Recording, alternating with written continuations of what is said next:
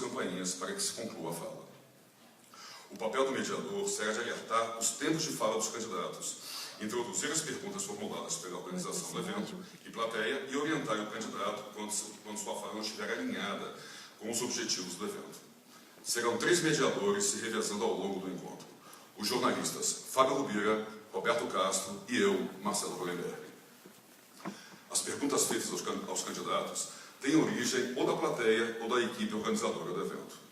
No caso da plateia, elas serão feitas na forma escrita, coletadas pela equipe organizadora ao longo da fala livre do candidato, até o soar do sino alertando que resta apenas 1 minuto para o encerramento da fala. Quem tiver uma pergunta escrita, que levante a mão para a equipe organizadora possa ir ao local recolhida. As perguntas feitas pela plateia e coletadas serão sorteadas pela equipe organizadora, que analisará sua pertinência com os objetivos do evento.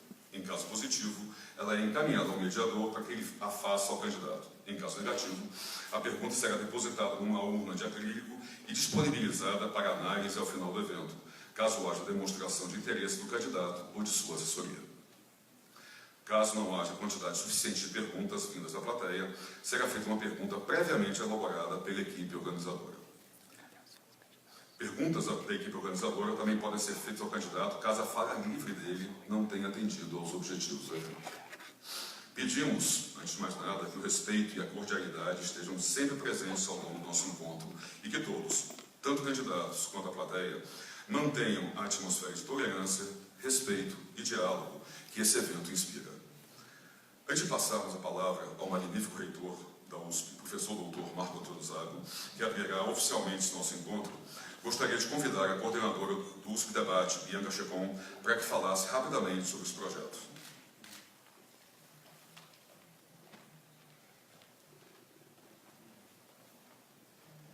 Olá a todos. Muito obrigada, Marcelo. Antes de tudo, obrigada pela presença de todos, seja aqui com a gente aqui no auditório do CDI ou como ouvintes da Rádio USP. É um enorme prazer tê-los aqui. A jornada eleitoral só consegue atender ao objetivo que se propõe se pessoas estiverem abertas ao diálogo e dispostas a ouvir todos os lados. Nós entendemos que é de extrema importância que exista toda forma de incentivos para a qualificação do diálogo na nossa sociedade e acreditamos que fomentar a veiculação de ideias, sempre reforçando valores como o respeito, a igualdade e a tolerância, é uma das melhores formas de atingir uma organização social mais coesa e justa. O USP Debate realiza eventos como esse periodicamente, mas realiza também diversas outras atividades, sempre prezando por esses objetivos. Toda semana, nos encontramos para debater um tema diferente, passando por variados assuntos e tentando fazer com que os diferentes pontos de vista sejam sempre observados. Há outros grupos de debates pelo Brasil e pelo mundo, e queremos que isso se dissemine cada vez mais. Participamos de torneios como o Campeonato Brasileiro de Debates, e iremos organizar o primeiro torneio USP Debate, o qual explicaremos ao final do evento. Mas vamos ao dia de hoje. Acreditamos que ainda existe a carência de espaços nos quais a direita se reúna com a esquerda, onde as diferentes visões e opiniões se ouçam e percebam que tem, sim, muito a aprender uns com os outros. O bom discurso, a boa proposta e a boa ideia se constroem com muito diálogo, com muito questionamento e com muitos embates de ideias. Diante desse nosso desejo, buscamos falar com todos os candidatos e juntamos nossos esforços ao máximo para viabilizar a vinda de todos os 11 ao evento. Infelizmente, alguns não puderam confirmar a presença e tivemos a desistência de um dos confirmados. No entanto, gostaríamos de reforçar nossa disposição em construir um espaço em que as diferentes visões sejam contempladas e desejamos que as pessoas que acompanharem essa jornada eleitoral consigam ao máximo conhecer e avaliar as diversas propostas sob diferentes óticas, para que dessa forma consigam tomar a decisão em outubro, a fim de melhorar nossa cidade e, por que não, seus cotidianos e suas próprias vidas. Com objetivos assim tão ambiciosos, não conseguiríamos chegar onde chegamos e ainda vislumbrar além, sem a ajuda de outras pessoas. Gostaríamos de agradecer em primeiro lugar ao professor Cícero Araújo, que entre muitas conversas, idas e vindas, altos e baixos, ainda continuou confiando, acreditando e incentivando o projeto USP Debate. Se não fossem pelas portas sempre abertas do professor, não teríamos conquistado tudo isso que vemos aqui. Muito obrigada. Agradecemos também ao magnífico reitor, a Pró-Reitoria de Cultura e Extensão da Universidade e à própria Universidade, que mesmo com as dificuldades e percalços no meio do caminho, ainda nos deram um voto de confiança. Agradecemos também a parceria e todo o suporte da Rádio USP na divulgação e para possibilitar que o evento fosse veiculado a todos aqueles que não puderem estar presencialmente aqui conosco. Agradecemos agradecemos também a todos os demais parceiros e entusiastas do projeto, que nos possibilitaram crescer e ajudaram muito desde o começo. E aqui deixamos um agradecimento especial ao pessoal do CIB-USP e da Secretaria da Ciência Política da Faculdade de Filosofia, Letras e Ciências Humanas. E mais do que isso, eu quero agradecer a toda a equipe do USP Debate. Fomos em 6 organizando e planejando o evento todo. E mais um que não pode estar aqui conosco hoje porque está lá no Ceará, Henrique Vita, que foi a pessoa que deu o pontapé inicial no USP Debate. Muito obrigada, gente! E por fim, ficamos muito felizes em saber que a nossa iniciativa, mesmo em seu primeiro ano, já começa a se espalhar. Nesse exato momento, em Ribeirão Preto, também está sendo realizada a jornada eleitoral. Torcemos para que esse semestre, essa semente que plantamos aqui, hoje cresça e se espalhe cada vez mais. Acreditamos no senso crítico e no poder de reflexão, e por isso abrimos espaço para que todos tenham voz e sejam avaliados, sem filtros prévios, por quem realmente deve fazê-lo, o eleitor. Pedimos o máximo de atenção a todos para que aproveitem o que preparamos para hoje. Desejamos um excelente evento, que vocês saiam daqui mais informados e convidamos para que façam parte desse e de outras atividades do projeto. Sejam bem-vindos à Jornada Eleitoral, USP Debate mais Rádio USP. Muito obrigada.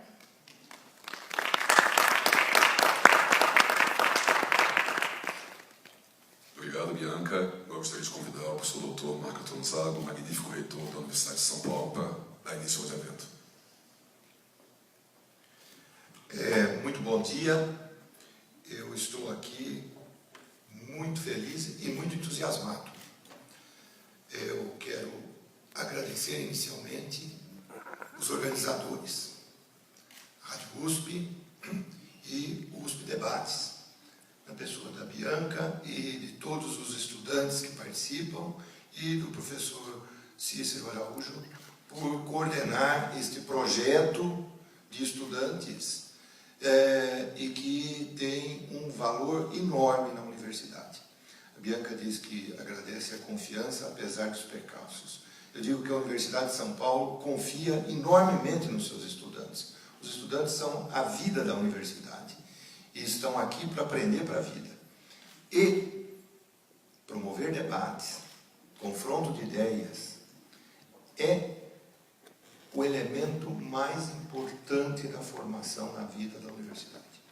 Portanto, estão todos de parabéns, merecem os cumprimentos e o apoio da universidade, que eu farei todo o esforço para fazer, sem interferir no livre debate de ideias e na liberdade deste grupo de se organizar, de escolher suas temáticas e trazer uma vida nova dentro da Universidade de São Paulo. É isso que a universidade sempre fez. E a relevância que a Universidade de São Paulo ganhou ao longo dos seus 80 anos, em grande parte se deve a esta capacidade que têm os seus estudantes de ir além daquilo que seus professores fazem. Meus parabéns. Eu quero também cumprimentar os candidatos que se dispõem a participar do debate, mas mais que isto, dos candidatos que se dispõem a ser candidatos a prefeito de São Paulo. Obviamente, ninguém vai imaginar que esta é uma função simples ou leve. Então, qualquer cidadão que se dispõe a prestar este serviço para a sua comunidade merece o nosso respeito e a nossa admiração. E, portanto, eu quero, como sinal de respeito a esses candidatos, ler o nome daqueles que se dispuseram hoje vir a este debate, que é Ricardo Yang, Altino Prazeres, Luiz Erundina, João Bicudo, Henrique Arias e Fernando Haddad. Todos, mesmo os que não vêm, merecem o nosso respeito, porque estão se candidatando a uma função pública de prestação de serviço à comunidade. Mais que isso, agora, eu estou muito grato aos que organizaram, porque eles estão, de certa forma, contribuindo para esta grande função que a universidade deve ter. E esta face que nem sempre é fácil de ser administrada, ou seja, da relação da universidade com a sociedade. Como a Universidade de São Paulo deixou de ser uma universidade apenas da cidade de São Paulo e é uma universidade do estado de São Paulo, esta iniciativa também está se expandindo para outras cidades como Ribeirão Preto, e espero que seja possível fazer nas outras onde a Universidade de São Paulo tem campus. Mas é uma maneira da universidade se relacionar com a sociedade e de certa forma, ouvir a sociedade. Os candidatos, tenho certeza, se beneficiarão não apenas da oportunidade de expor as suas ideias para uma audiência ampla e diferenciada, mas também de ouvir a ideia dos seus opositores. Esta é a função do debate, é não só expor as suas ideias, mas ouvir as ideias dos opositores. A eleição, todos nós sabemos, leva, no final das contas, a eleição de um. Isto é, dos 11, um finalmente será prefeito de São Paulo. Mas o processo eleitoral em si deve ter embutido a noção de que todas as ideias dos que participaram deste processo terão que ser levadas em conta quando este processo terminar. Isto é, aquele que for eleito, de certa forma, está obrigado a executar as suas ideias, mas deve também lembrar e considerar as ideias que ele ouviu, inclusive os seus opositores. Finalmente, eu me arrisco a deixar aqui uma pergunta, que, se possível, gostaria que, ao longo do debate, fosse feita aos nossos candidatos. E a pergunta é: quais são as propostas que tem o candidato ou candidata para a participação das universidades, e particularmente da Universidade de São Paulo, na futura gestão? De que forma pretende o candidato ou a candidata utilizar ideias ou a expertise, os diferentes aspectos que a Universidade de São Paulo dispõe para ser transformada em assessorias, em ideias e, eventualmente, transformada em políticas públicas. Qual é a relação que o futuro prefeito ou prefeita gostaria que ocorresse entre a Universidade de São Paulo e a Prefeitura de São Paulo? Parabéns a todos e bom debate.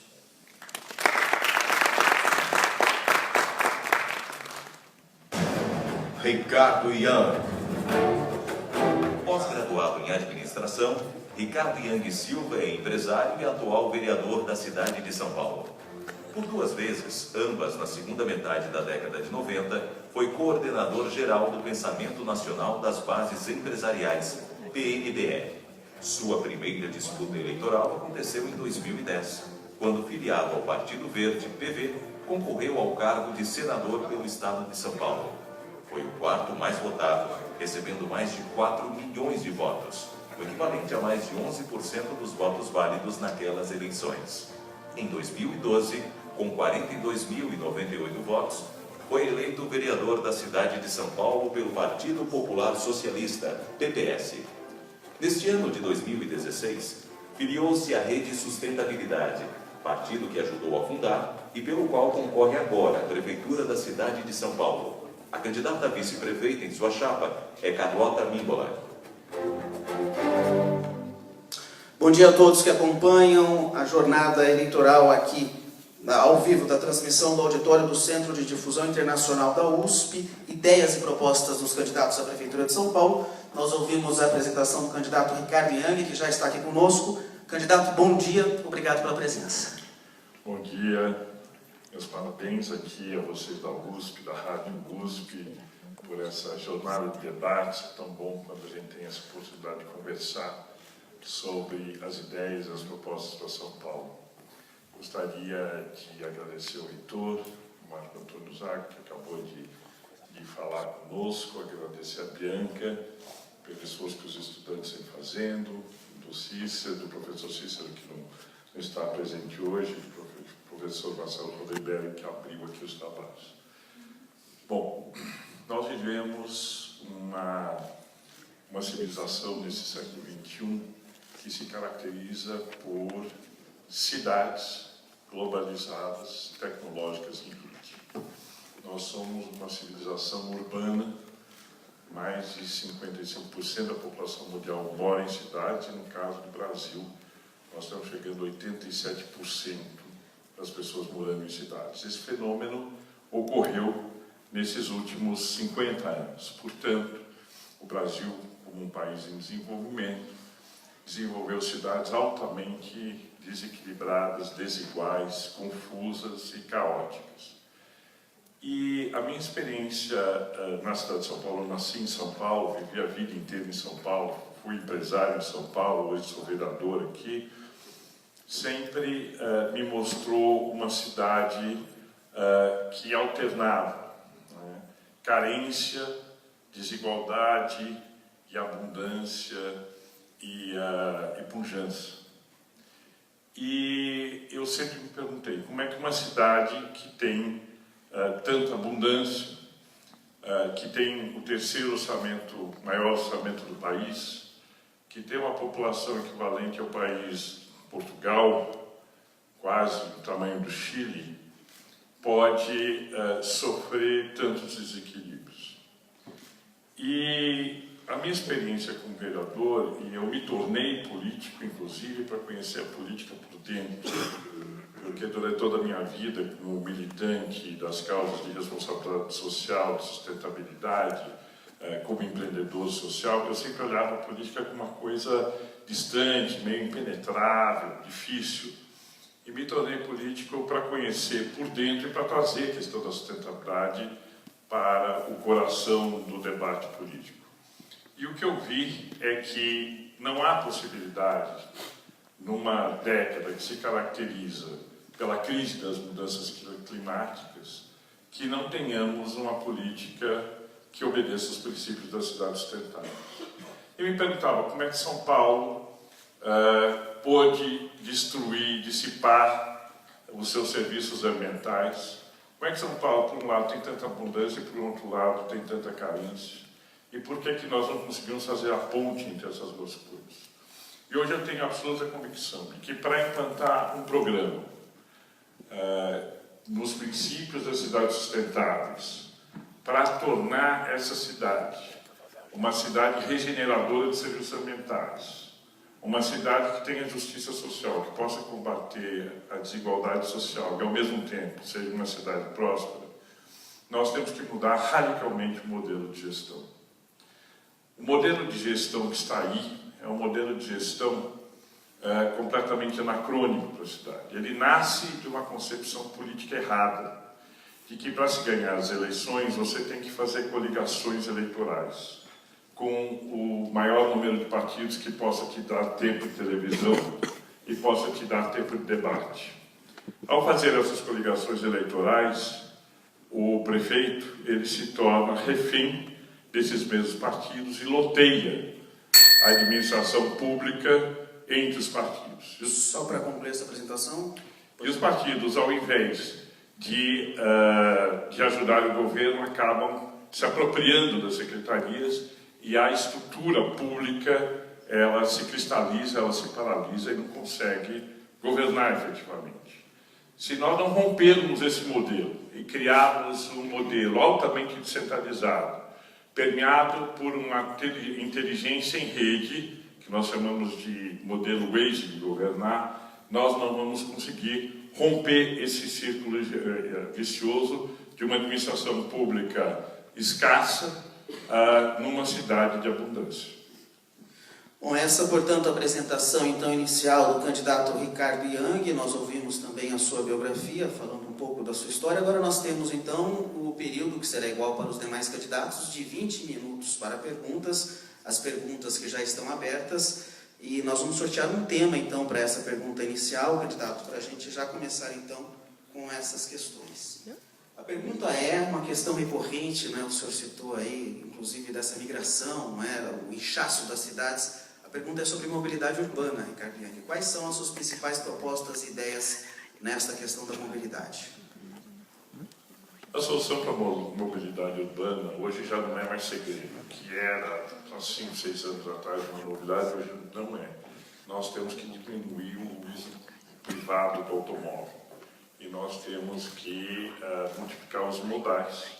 E temos que incentivar o transporte público ou o transporte individual de natureza pública, hoje conhecido como táxi, Uber e assim por diante. Estamos caminhando nessa direção.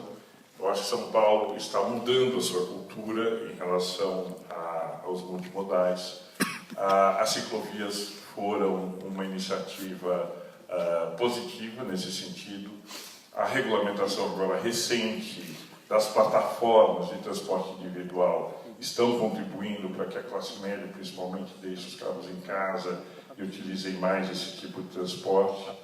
Mas estamos muito longe da solução, porque o transporte sobre pneus, que é o nosso transporte público municipal, todo mundo sabe que o metrô é estadual, ele tem grandes limitações. Ele tem grandes limitações porque ele é de baixa tecnologia, ele não resolve a questão dos congestionamentos e do tráfego, e é poluente. Então, nós precisamos incentivar e ampliar, e o município, em consórcio com o Estado, precisa acelerar o transporte sobre trilhos na cidade. E é impressionante como todo o modal transporte sobre trilho, ele está parado. Os monotrilhos estão parados, as linhas do metrô que deviam ter sido entregues ainda na Copa estão atrasadas em 2 anos, e não há no município de São Paulo nenhum incentivo para transporte sobre trilhos. Então, a política será continuar com incentivar e ampliar a mobilidade, melhorar as calçadas, principalmente nos circuitos de maior uso dos pedestres, e incentivar investimentos em transporte sobre trilhos. E diminuir o monopólio que existe hoje no transporte público sobre pneus, os ônibus, as concessões de ônibus na cidade. Mais uma pergunta, então, vamos aqui sortear das que foram feitas. O candidato Ricardo Yang participando nessa primeira etapa. Candidato, o que o senhor pensa sobre as alterações de velocidade nas marginais? O senhor pretende mantê-las? É essa a questão. Eu pretendo. Essa gestão tem uma característica que eu tenho combatido muito como vereador, que são boas iniciativas com má implementação. Então, as ciclovias, são quase 400 quilômetros de ciclovias, mas mais de 2/3 delas estão precárias. A mesma coisa ocorre com a questão da velocidade. Sim, é uma medida acertada. Não é uma medida acertada para 24 horas por dia. Nas principais vias, tipo marginal, por exemplo, a velocidade poderia ser liberada a partir das 10 horas da noite até as 6 horas da manhã, sem maiores problemas. Mas por que a medida é acertada? Ela é acertada, existem vários estudos científicos sobre isso. Você aumenta o volume de carros na via, você diminui a distância de frenagem, diminui os acidentes, e numa cidade sobrecarregada como São Paulo, os acidentes nas grandes vias acabam congestionando a cidade inteira, e você consegue fazer com que o transporte dos outros modais, principalmente ciclistas, motociclistas e o transporte a pé, seja mais seguro. Qual é o problema dessa medida? É que ela foi executada sem preparar a população para isso, sem criar uma cultura junto ao motorista de redução de velocidade, explicar por quê, e por causa das armadilhas de multa. Há muitos gatinhos e armadilhas na passagem de uma via entre a outra. O motorista não é avisado sobre a redução da velocidade, então nas alças de passagem ele acaba saindo de 60 para 40 por hora e na alça ele é multado. Então existe um interesse subreptício de aumentar a arrecadação de multas em cima dessa política. Então, embora a política seja correta, as consequências dela estão sendo danosas. Embora estejamos sim numa realidade de transporte mais seguro, o paulistano está pagando muito caro por essa política. O senhor manteria ou não a velocidade? Manteria, mas eu faria um trabalho de divulgação, de publicização, tiraria os radares das alças de transição e acabaria com essas armadilhas que estão fazendo com que a gente tenha chegado a 1 bilhão de arrecadação de multas. É um absurdo. Na sua apresentação, candidato, o senhor falou de questões amplas aí, não é, que fogem até da questão da competência da administração municipal, a questão da sustentabilidade, claro, importante no uma metrópole como São Paulo, e destacou também no finalzinho a questão política, não é? da questão que abrange a reforma política. Nós temos então uma questão que é uma questão econômica, que é uma questão nacional, mas que afeta aqui também a capital. Porque a Fundação SEAD e o DIESE têm uma pesquisa que dão dados aí de 18% de desempregados só aqui na capital, esses dados do mês de julho. Como eu disse, são problemas nacionais que afetam a capital. Na sua opinião, qual o alcance do poder municipal nessa questão? Qual seria o melhor caminho caso eleito? Muitas dessas informações, elas desconhecem uma realidade invisível em São Paulo. Quando eu digo que São Paulo é uma cidade de abundância, é porque quando nós vamos para a periferia, quando nós vamos para os bairros, nós vemos que aquilo que o poder público não faz, o empreendedorismo social, o empreendedorismo privado faz. Existem N movimentos na cidade de São Paulo. Agora, na confecção do nosso programa, nós contabilizamos mais de 300 iniciativas de empreendedorismo social e empreendedorismo privado acontecendo na cidade. Muitas vezes essas estatísticas não levam em conta outros tipos de emprego, outras formas de geração de renda. E o que nós temos que estimular, e por isso que nós somos radicalmente favoráveis à descentralização da gestão na cidade, nós acreditamos que cada subprefeitura é, na verdade, uma coprefeitura e deveria ser fortalecida e dada autonomia como coprefeitura. A dinâmica da cidade deveria se dar a partir dos seus territórios, incorporando essas iniciativas de empreendedorismo social e privado às iniciativas públicas, fortalecendo os conselhos participativos, fortalecendo os demais conselhos da cidade. E a administração central da prefeitura seria uma central de inteligência que faria a administração dessas informações, coligiria essas informações, como eu disse agora há pouco, é o modelo Waze de governar. O máximo de inteligência coletiva, retroalimentando o máximo de descentralização nos territórios. Com essa descentralização, a geração de empregos, o estímulo ao empreendedorismo, as soluções viriam porque já estão nos próprios territórios. Nós reforçaríamos e intensificaríamos essas políticas. A pergunta que foi feita pelo reitor aqui da Universidade de São Paulo, Marco Antônio Zago, para ser também debatida com os demais candidatos, e já tendo então essa visão que o senhor tem aí dessa integração, dessas modificações, como a universidade, quais as propostas da universidade que poderiam auxiliar na reorganização então desses pontos? Bom, essa proposta do reitor me soa como música, porque a nossa proposta de governo, ela é fortemente assentada no conceito de redes. Se nós vamos ter uma administração que vai ser libertada dessa política de governança através de coalizão, porque vai reforçar e dar autonomia às subprefeituras, às coprefeituras, nós estaremos ao mesmo tempo necessitando de toda a inteligência de rede, de toda a tecnologia disponível para que tudo aquilo que é feito no território alimente um Big Data, um sistema de dados que possa não só identificar quais as melhores práticas, como os melhores resultados, com a maior economia no território, retroalimentando todas as outras 32 coprefeituras com as melhores práticas e com a melhor inteligência. Nós devemos desenvolver aplicativos para isso, nós devemos revolucionar a Prodan e fazer com que toda essa inteligência de rede seja incorporada na administração pública. Para isso, nós vamos precisar de uma parceria bastante intensa da universidade. Então, quando ele disse isso, eu fiquei muito feliz, porque certamente, no meu governo, nós vamos trabalhar em parceria intensa com a academia. Mais uma pergunta, então, das feitas aqui que nós vamos sortear, ouvindo o candidato Ricardo Ianchi, nesta primeira etapa aqui da jornada eleitoral. A cultura e o incentivo às artes é parte importante, candidato, no seu plano de governo. Existe algum projeto de expandir o apoio a artistas amadores e também profissionais em uma área aí que é tão difícil, tão sensível? A pergunta é excelente, Porque uma resposta que se tornou um lugar comum no Brasil, toda vez que a gente tem um problema, a gente diz, falta educação no Brasil, falta educação, falta educação. Bom, aqueles que protagonizaram Lava Jato eram extremamente bem educados, tinham formação no exterior, etc.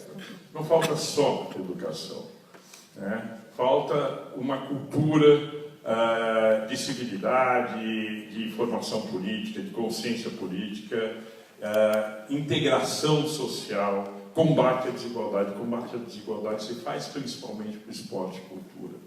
Em todos os pontos da cidade, onde existem iniciativas de integração da população através do esporte e através de atividades culturais, você vê as consequências da desigualdade terem muito menor influência sobre o desenvolvimento dessas pessoas. Ao contrário, a inclusão onde existe cultura e esporte é intensa.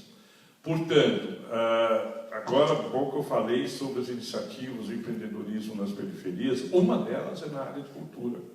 Agora acabamos de aprovar uma lei sobre iniciativas de cultura na periferia, porque elas são abundantes, elas são inclusivas e elas são altamente criativas.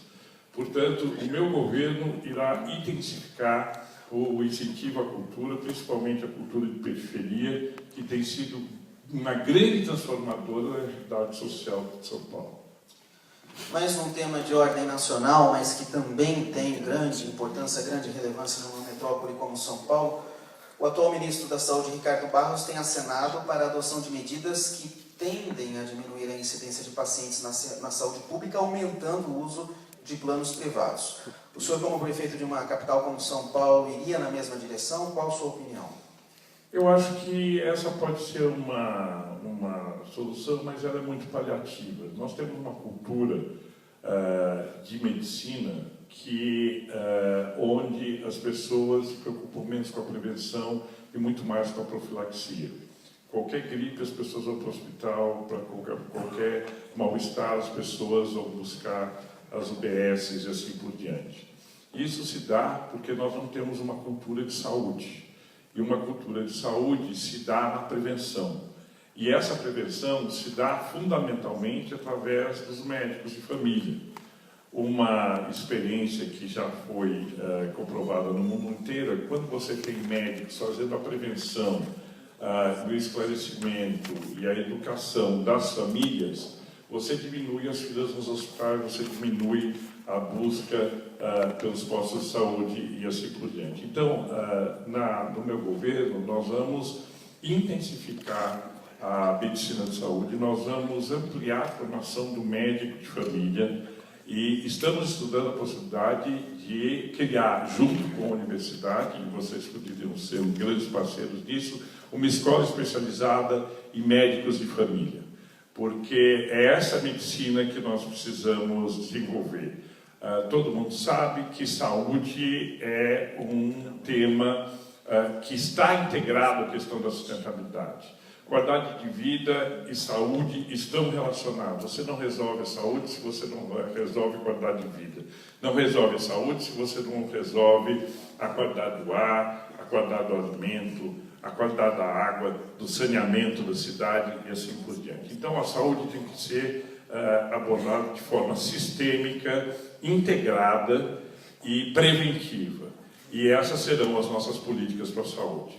Essa visão de que resolver a saúde, construir mais hospital, mais UBSs e equipar o nosso sistema de saúde com aparelhos sofisticados de diagnóstico é apenas uma parte do problema. E acredito hoje que é uma parte menor. Nós temos uma cultura de saúde sistêmica na cidade e prover a população com isso. Um tema correlato, candidato, e que aqui em São Paulo preocupa muito, principalmente nessa época, da estação do ano que estamos, que é o inverno, é a questão das mortes de moradores de rua, né? Foram muitas notícias recentes aí. Segundo dados da Prefeitura, foram 7 mortes ocorridas até julho. Há dados também aí de pastorais. Nós temos 5 minutos só para informar até o final aqui dessa etapa.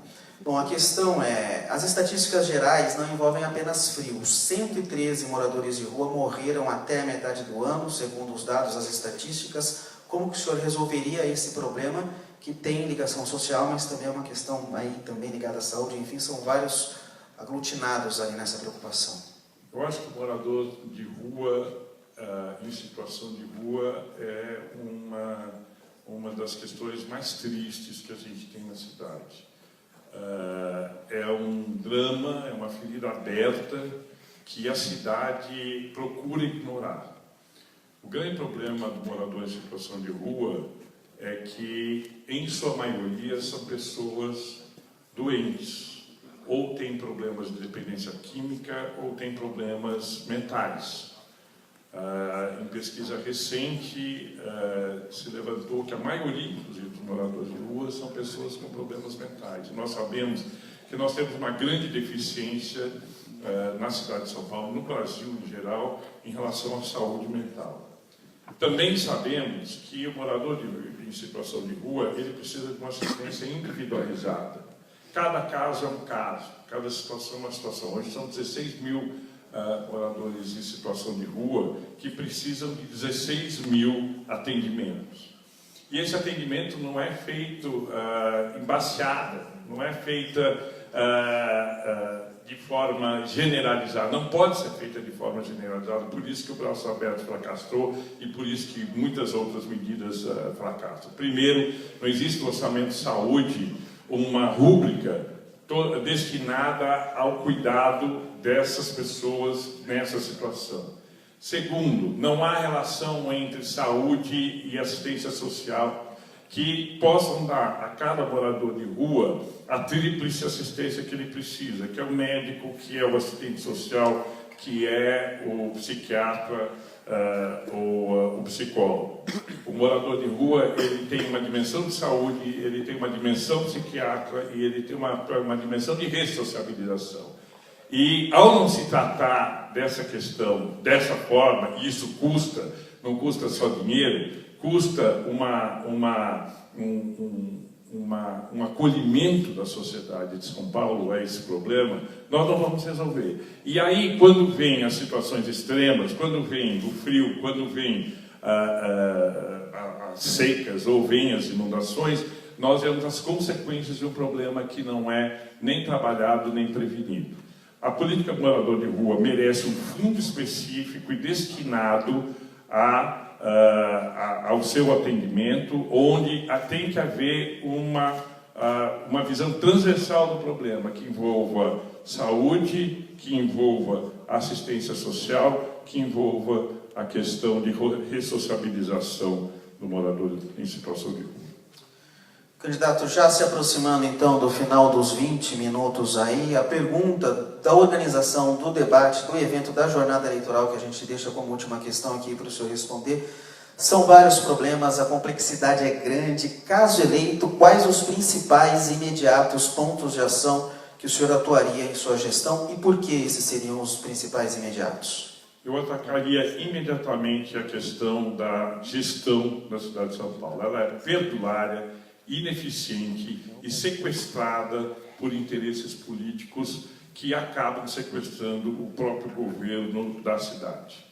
Eu tornaria a gestão muito mais eficiente, descentralizando radicalmente, dando autonomia para as administrações regionais, que se tornariam, as superprefeituras se tornariam co-prefeituras, empoderaria os conselhos, faria eleição por lista tríplice dos co-prefeitos, investiria pesadamente num sistema de inteligência que garanta eficiência, objetividade no atendimento das questões, melhores práticas, com a capacidade de retroalimentar as co-prefeituras, com absoluta transparência para a população. São Paulo tem recursos financeiros, recursos de competência e recursos na sociedade civil organizada. Nós temos que reunir e articular esses recursos de forma a poder atender imediatamente às necessidades da cidade. E outro ponto, finalizando, nós precisamos garantir absoluta transparência a esse processo, reduzir o número de secretarias e despolitizar a gestão da cidade. Nós já agradecemos, então, a participação do candidato Ricardo Yang na jornada eleitoral Ideias e Propostas dos Candidatos à Prefeitura de São Paulo, ao vivo aqui do auditório do Centro de Difusão Internacional da USP, com transmissão da Rádio USP, parceria da Rádio USP e USP Debate.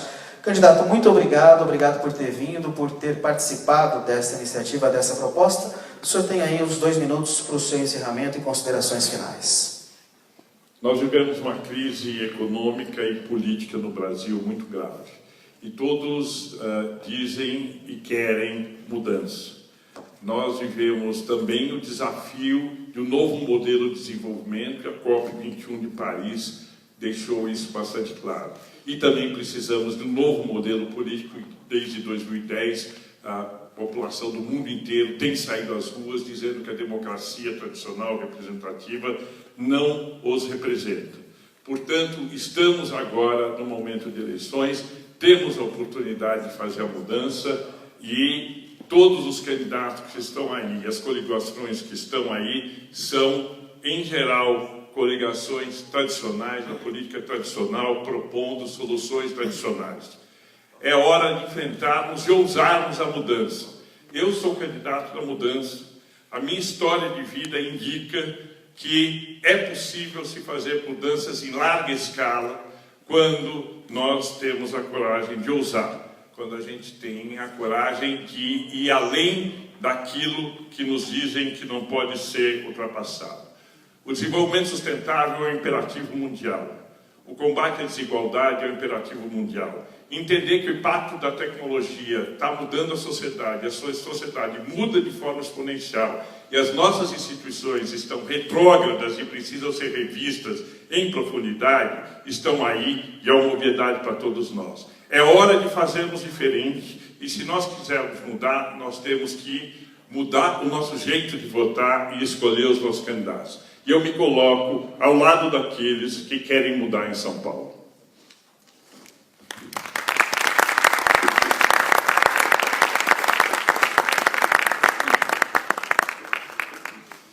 Jornada Eleitoral, uma parceria Rádio USP e USP Debate. Altino Prazeres. Nascido em São Luís do Maranhão, Altino de Melo Prazeres Júnior já foi operário químico e presidiu por 2 gestões seguidas o Sindicato dos Trabalhadores de Indústrias Químicas de Pernambuco. Aos 27 anos de idade, veio para São Paulo, onde é desde então metroviário. Ao final do ano de 2010, virou o presidente do Sindicato dos Metroviários de São Paulo, cargo que ocupou por 2 gestões seguidas, até se licenciar para concorrer nestas eleições. Altino nunca havia concorrido a cargo parlamentar ou executivo. Como presidente licenciado do Sindicato dos Metroviários e tendo como vice em sua chapa Janaína Rodrigues Prazeres, Altino Prazeres é o candidato à prefeitura da cidade de São Paulo pelo Partido Socialista dos Trabalhadores Unificado, PSTU. Dando sequência à jornada eleitoral, ideias e propostas dos candidatos à prefeitura, nós recebemos então o candidato Altino Prazeres. Candidato, bom dia, obrigado por participar, por vir aqui até o auditório do Centro de Difusão Internacional da USP, com os participantes aqui no evento, aqui no local e também a transmissão da Rádio USP. Bom dia. Então, aqui eu queria colocar que a nossa candidatura do PSTU para prefeito da cidade de São Paulo, uma chapa que tem meu nome, Altino, candidato a prefeito, e a professora Janaína, que também é aqui da Zona Sul. Eu sou morador do Capão Redondo, a Janaína é moradora do Campo Limpo, professora, eu sou metroviário, então a nossa campanha é uma tentativa de demonstrar uma visão da classe trabalhadora nestas eleições.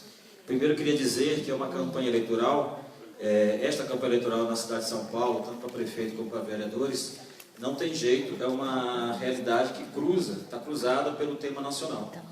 Então, por exemplo, de 2014 a 2016, o PIB nacional, que é tudo aquilo que é produzido na nação, nesse período de 2014 a 2016, vai ter uma queda de 9%.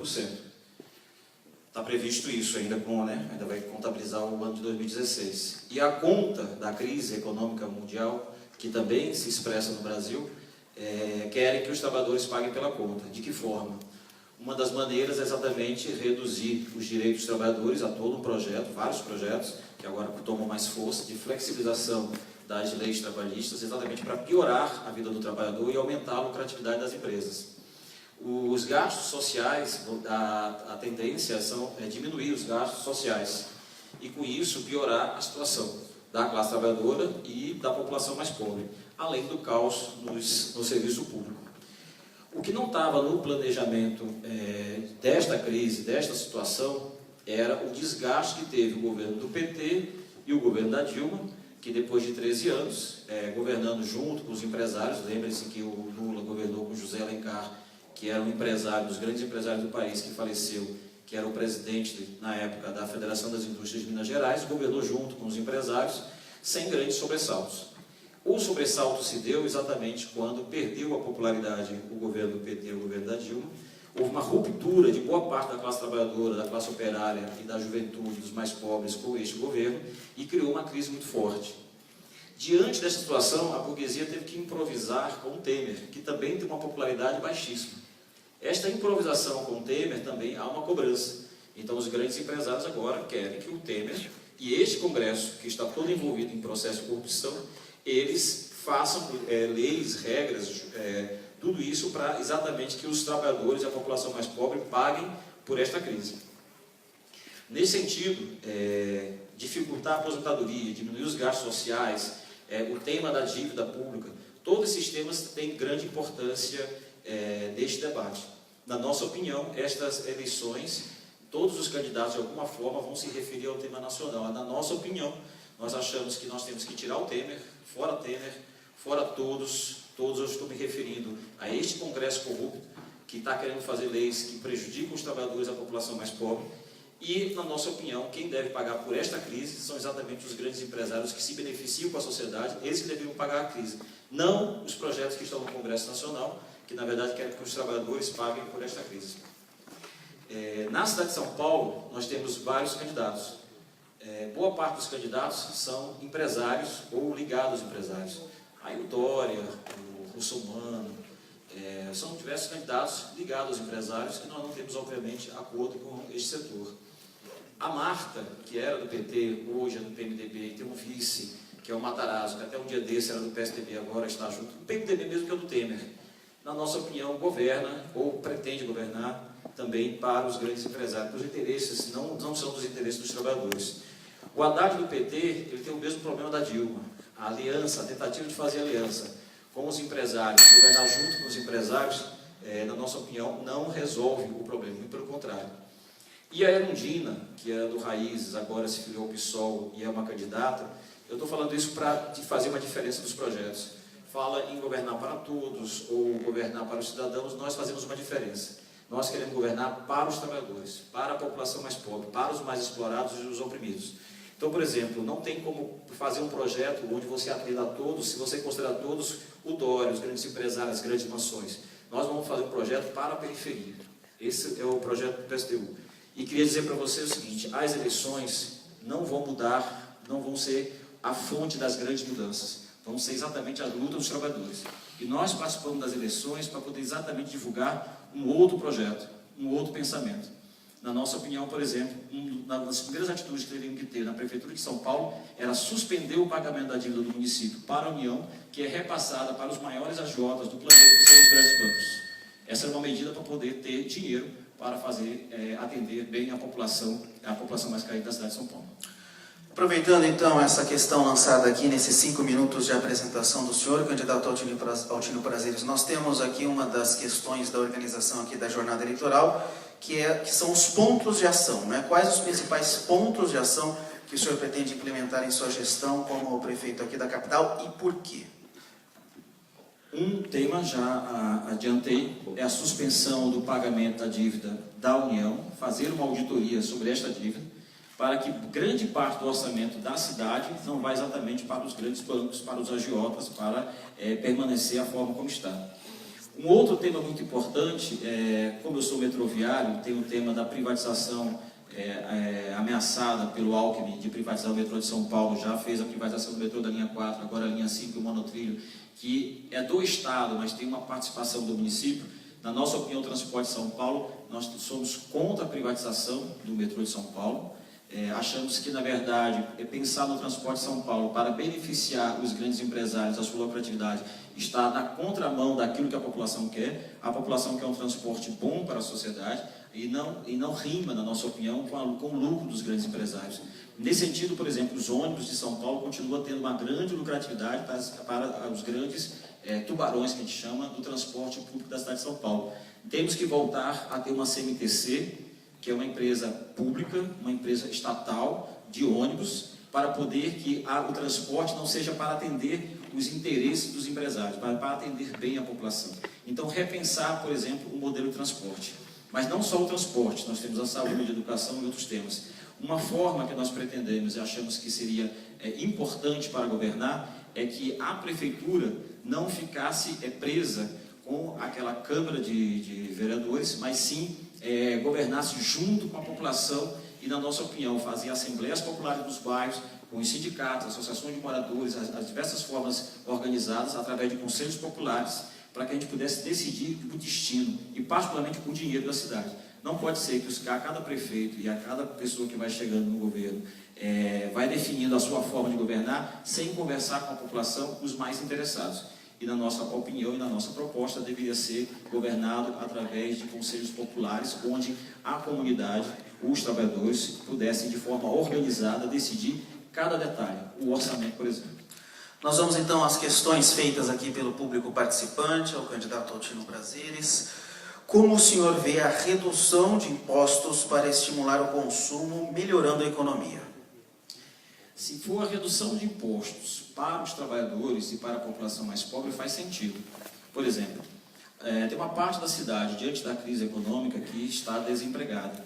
Eu não vejo como medida correta você continuar, por exemplo, exigindo que as pessoas paguem luz, água, até mesmo transporte, se elas estão desempregadas. Isso é completamente antissocial. Você pede para a pessoa procurar emprego e ele não tem dinheiro para poder se transportar para procurar um emprego. Então, por exemplo, a isenção para os desempregados, ainda mais com essa crise econômica, para que eles tenham acesso ao básico, que seria, por exemplo, energia, transporte e outras questões que fazem parte da sua vida, seria necessário. Agora, diminuir os impostos para os grandes empresários, na minha opinião, é o inverso. Teria que aumentar os impostos para os grandes empresários. E aí, muitos companheiros perguntam, mas vocês estão sendo malvados, maldosos com os grandes empresários. Pois bem, eles são os grandes beneficiados desta sociedade. Aquela famosa expressão, 1% da sociedade detém praticamente tudo que é produzido na cidade, no país e no mundo. E não é nada mais justo que eles arquem por esta conta. Então, a nossa opinião é impostos progressivos para os grandes empresários e para os trabalhadores desempregados e para a população mais pobre, o inverso. Inclusive com isenção de impostos, IPTU e outras medidas para que possam atender esta população. Nós temos a questão que foi proposta aqui pelo reitor da Universidade de São Paulo, o professor Marco Antônio Zago, na abertura aqui desta jornada eleitoral. Como a universidade, as universidades, no caso a Universidade de São Paulo, poderia participar, quais as propostas, como isso poderia ser implementado em uma gestão? Então, a universidade pública, a USP e outras universidades, eu acho que o conhecimento que se tem é muito importante. Há um grande debate, por exemplo, muitas vezes na periferia se reclama que o acesso à USP é dificultado exatamente pelo vestibular. Isso é todo um tema nacional. Eu acredito que se fosse uma cidade, um país, um estado, de forma realmente que os direitos fossem iguais, por exemplo, qualquer estudante que quisesse estudar, por exemplo, numa universidade com a qualidade que tem a USP, deveria ter esse acesso, esse direito. E não tem essa possibilidade, tem que passar por uma peneira gigantesca que é o vestibular, exatamente porque o gasto com a educação é bastante reduzido. Então, por exemplo, se tivesse USP nas diversas regiões da cidade, como tem na Zona Leste, mas aqui na nossa região, mas na Zona Leste, mas tivesse na Zona Sul, nas periferias, USPs estatais, mas aí os companheiros perguntariam, mas quem vai pagar a conta? O orçamento. Desde que não se pague para os grandes banqueiros, teria dinheiro. E você poderia gerar conhecimento. Então, por exemplo, a USP, do jeito que está, restrita, reduzida, ela já pode ajudar a sociedade em diversos conhecimentos, por exemplo, o tema da economia, o tema do orçamento, como gastar. E acho mais que a universidade pública deveria ser dado acesso a toda a população. Mas isso precisa de um debate, porque não é um problema só do município, tem um problema do Estado, um problema da nação, onde o conhecimento, na verdade, não é valorizado. Por isso que eu acho que nós somos ainda um país de terceiro mundo. Mas, de qualquer forma, o conhecimento, eu fiz matemática aqui na USP, o conhecimento do que tem, mesmo com todas as dificuldades do orçamento da própria USP, eu acredito que poderíamos utilizar mais esse conhecimento da universidade para ajudar as diversas opiniões, visões, porque obviamente são visões diferentes, a minha visão, a visão do Dória, do Russomano são completamente diferentes, a visão minha da Marta, mesmo da Erundina, mesmo do Haddad, mas para cada visão que se tenha, o conhecimento era muito importante como subsídio. Nós vamos a mais uma pergunta feita aqui pelos participantes no auditório. Candidato, o que o senhor pensa sobre o financiamento de campanha? Deveria continuar misto ou apenas financiamento público? Na minha opinião, deveria ser apenas financiamento público. Na verdade, essas eleições, eu tenho uma opinião que é um jogo de cartas marcadas. Então, por exemplo, em vários bairros da cidade, várias pessoas são financiadas para fazer campanha. E este dinheiro, deste financiamento de campanha, sai das grandes empresas. Então, na prática, as grandes empresas têm um peso enorme nas eleições. Não é à toa que a lista da Odebrecht, por exemplo, financiou praticamente todos os partidos. O meu partido, do PSTU, não foi financiado pela Odebrecht. Nós somos contra o financiamento das empresas. Achamos um equívoco, porque nós temos a nossa visão é contra os grandes empresários, uma outra visão de sociedade, e obviamente não faz sentido você receber dinheiro dos grandes empresários. Agora, os grandes empresários financiam os partidos, diversos candidatos, exatamente porque eles dão com uma mão e levam com a outra. Eu sou daquela opinião antiga que quem paga a banda escolhe a música. Então, nestas eleições, não é diferente das outras. Os grandes empresários financiam os principais candidatos de diversas formas. O dinheiro está solto na periferia, em vários locais. Então, candidatos ligados a empresários conseguem ter acesso, por exemplo, em bairros periféricos, através dos seus financiamentos de cabos eleitorais. É um jogo impressionante, é um jogo muito amarrado. As regras são antidemocráticas, o financiamento é antidemocrático e, na verdade, o peso dos grandes empresários nas eleições é enorme. Então, por isso que eu sou contra que os empresários financiem. Na verdade, deve ser um financiamento público de forma igualitária, para que os partidos pudessem disputar com o mínimo de igualdade. Mas isso, na minha opinião, isso não existe nem hoje e nunca existiu no Brasil. Mais uma pergunta feita aqui pelos participantes no auditório do Centro de Difusão Internacional da Universidade de São Paulo, nesta jornada eleitoral, a participação do candidato Altino Prazeres. Há alguma política de proteção aos LGBTs da cidade de São Paulo? O que o senhor pensa sobre a criminalização da homofobia? Eu acho que a criminalização da homofobia é fundamental para coibir toda a perseguição e a violência cotidiana que o setor LGBT tem na cidade de São Paulo. Então, levar porrada, jogar uma lâmpada, como foi colocado na Paulista, em cima de um LGBTs, a não defesa, a dificuldade, por exemplo, para você ir para uma delegacia e pedir socorro, toda essa situação, na verdade, coloca a comunidade LGBT numa situação muito difícil. Na minha opinião, teria que ser criminalizada, exemplarmente, inclusive, fazer campanhas sociais em defesa e pelo direito das pessoas exercerem a sua liberdade sexual, de opinião, de visão, e particularmente dos LGBTs. Na periferia, mesmo no centro da cidade, a perseguição, a pressão em cima dos LGBTs é muito forte. Eu acho que tanto este tema, como também o tema racial e o tema das mulheres, precisa ser repensado. Por exemplo, o investimento do orçamento, não só da cidade de São Paulo, do Estado e da nação, para este setor, estão sendo reduzidos. E nós precisamos aumentar o investimento, para exatamente salvar vidas. Salvar vidas e as pessoas poderem ter o mínimo direito de exercer a sua liberdade.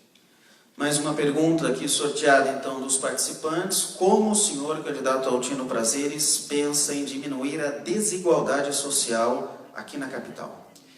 A desigualdade social, para começar, não acredito que ela vai mudar via as eleições. Não vejo exatamente as eleições fazendo isso, até porque as eleições já partem de uma desigualdade. Por exemplo, os principais candidatos vão ser financiados pelas principais empresas. Então, a desigualdade já começa no processo eleitoral. O que eu quero dizer é o seguinte, só a luta pode permitir uma mudança efetiva. Por exemplo, quando o Haddad, junto com o Alckmin, aumentaram a passagem em 2013, os dois foram juntos anunciar o aumento da passagem. E quando as mobilizações foram na rua para que aquele aumento de 20 centavos não ocorresse, os dois foram juntos, com a cara amarrada, dizendo que tiveram que recuar o aumento das passagens, exatamente porque a população foi para a rua. Eu acredito que a luta, a mobilização dos trabalhadores de forma organizada, da periferia, dos LGBTs, dos negros e negras, das mulheres, é o que pode permitir mudanças.